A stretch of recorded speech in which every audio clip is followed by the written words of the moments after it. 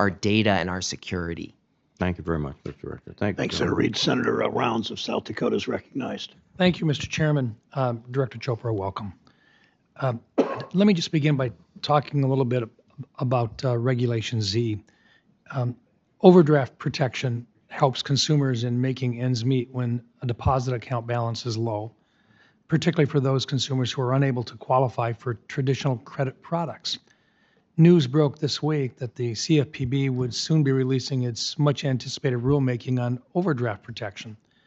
When the Federal Reserve constructed Regulation Z almost 50 years ago, it intentionally excluded overdraft because it was clear that applying the Truth in Lending Act and Regulation Z to overdraft would be impractical.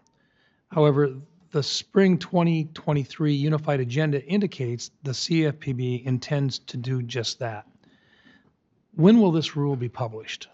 To be clear, that's not what the regulatory agenda says. We're looking at what the Federal Reserve did many years ago in the era of paper checks and mailing checks.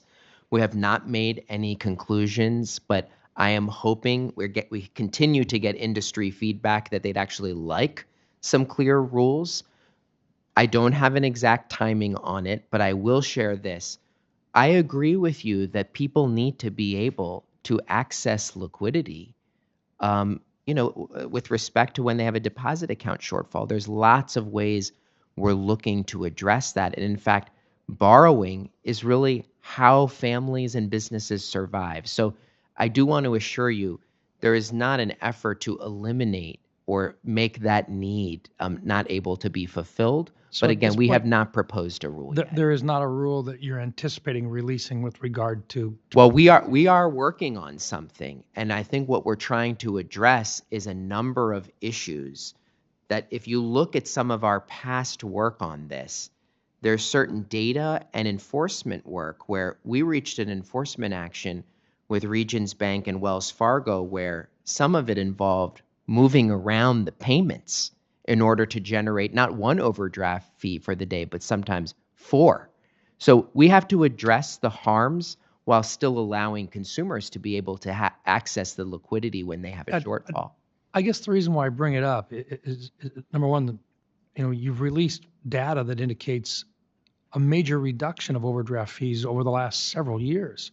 In fact, overdraft revenue in the fourth quarter of 2022 was 48% lower than overdraft revenue in the fourth quarter of 2019. It just seems to me that as a part of any study that you're doing before you release a new rule, I would hope that you would look at whether or not, if you decided to do something on it, whether or not it would actually limit access to overdraft protection if it is subject to Regulation Z's requirements and the impact that would have on consumers. I hope that would be included in any proposed rule that you may very well come up with. Well, let me share with you, we actually do see quite a bit of differences between the relationship banks and the non-relationship banks. I do want to commend a lot of the banks for the industry for really starting to compete now on overdraft. Many of them are showing their lower fees or the buffers they're provided. So I agree with the spirit of everything you said, and we're continuing to work on it. You mentioned earlier the issue of medical bills and whether or not they should be included in a report, or at least if someone is identified as not making a payment on one.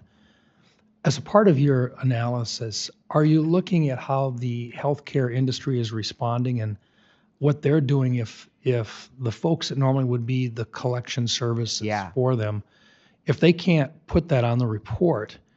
It seems to me that there's a possibility that some of those healthcare providers who have to pay their bills too may very well look at cash only or payment up front on some of those services that these folks may not be able to afford. Will that be included as a part of the analysis that you do? So we've been talking to a lot of players in the market. There is a heterogeneity. We see a lot of places don't do reporting. We see some that do reporting. We do have very serious concerns about inaccuracy and coercion.